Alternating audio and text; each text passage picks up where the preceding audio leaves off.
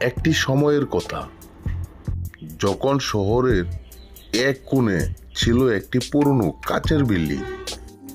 এই বিল্ডিংটি অনেক আগে এক বণিক নির্মাণ করেছিলেন, যার জীবনে একমাত্র স্বপ্ন ছিল একটি সুন্দর ঘর নির্মাণ করা ও আলোয় আলোকিত করা একটি সুন্দর এবং মনোরম পরিবেশের একটি বিল্ডিং কাচের নির্মাণ করা।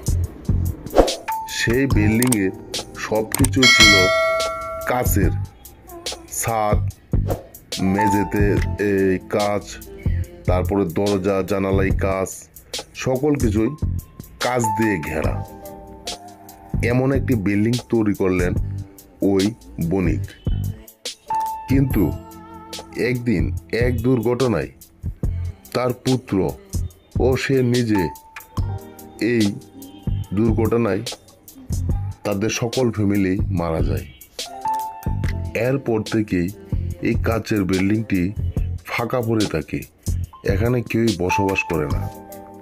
কিন্তু লোকেরা বিশ্বাস করত ওই বিল্ডিংয়ে বণিকের আত্মা এখনো ঘোরাফেরা করে। কিন্তু এই ভূত ভয় দেখানোর জন্য নয়, এই ভূত ভয় দেখানোর জন্য নয়, তার স্মৃতিগুলো ধরে রেখে এই ঘরের ভিতর সে বসবাস করতে থাকে।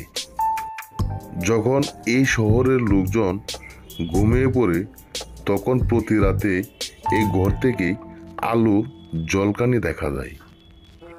যদি কেউ মনোযোগ দিয়ে শোনার চেষ্টা করত, তাহলে সে শুনতে পেত।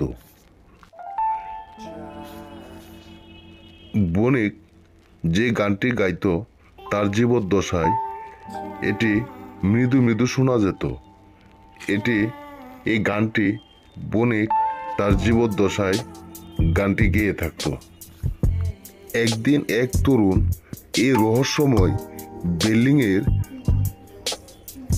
গবেষণার জন্য এখানে আসলো। সেই তরুণ যখন ঘরের ভিতর প্রবেশ করলো, তখন পুরো ঘরটি আশ্চর্য রূপে আলোকিত হয়ে উঠল। চারদিকে প্রতিফলিত আলোর খেলা দেখেই তার মনে হলো যেন কাচের ভিতর থেকে অদৃশ্য চেহারা তাকে দেখছে।